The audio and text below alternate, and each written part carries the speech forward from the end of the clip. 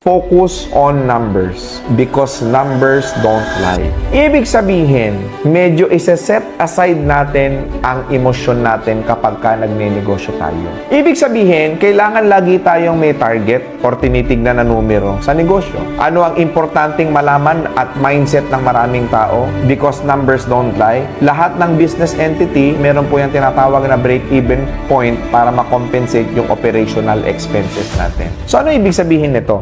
Mag-uumpisa lagi tayo sa numero sa negosyo. Dapat meron tayong target, meron tayong goal. With that, maitatama po natin yung set ng utak natin na hindi tayo papayag na mag-operate ng negosyo nang wala tayong proper na action plan para makuha natin yung numero na yun. So anong ibig sabihin? Magre-ready ka ng katawan mo, magre-ready ka ng puso mo, magre-ready ka ng talino mo sa pagninegosyo. Bakit? Whatever it takes, kailangan mong makuha yung numero na yun. Pangalawang mindset na gusto kong malaman ninyo.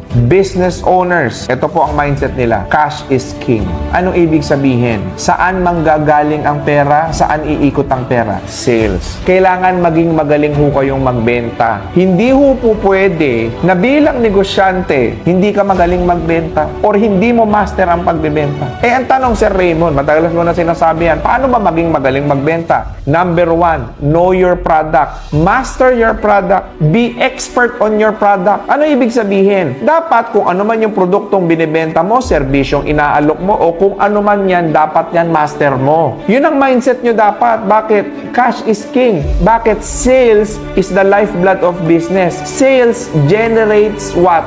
Cash. Kahit ang ganda ng operational system mo, ang ganda ng production system mo, kung ang sales system mo ay bagsak, walang perang papasok dyan. So ano ibig sabihin? Kung ano yung nagpapasok ng pera sa negosyo, doon kayo mag-focus. Always ask this to yourself. Where is the money? Nasaan ang pera? And number 3 na kailangan mong mindset sa pagninegosyo. Dapat utak empleyado ka sa pagiging negosyante. Ano yung utak empleyado? Di ba nung empleyado ka, nagtatrabaho ka ng 8 hours, 9 hours, 10 hours? Ito yung kasi yung mahirap sa napakaraming negosyante. Minsan 2 oras lang sa tindahan. Minsan 3 oras lang. Minsan hindi 6 na araw pumapasok sa negosyo niya. Bakit? Nagpakabos. Yun ang problema. Kapag ka naging nagpakabos ka na sa negosyo mo, tandaan mo, yan ang umpisa ng pagbagsak mo. Dapat utak, empleyado ka. Ano ibig sabihin? Pag hindi ako trumabaho dito, walang kikitain tong negosyo na to. Pag hindi ko ginilingan, hindi ko hinusayan, hindi ko pinagpursigihan. Bakit? Nagtataka ako sa maraming negosyante. Nung nagtatrabaho ka, ang sipag-sipag mo, pumapasok ka 8 hours a day, nagna 9 hours ka pa, nagte 10 hours ka pa. Samantalang nung nagnegosyo ka, 2 oras, 3 oras lang, iniiwan mo na kagad tindahan mo. Paano tayo kikita niyan? Paano ka asenso niyan? Kung gusto mong yumaman at umasenso, yung sipag mo, yung galing mo, yung pagpupursige mo dati, nung wala ka pang pera, nung empleyado ka, ilagay mo sa negosyo mo yan.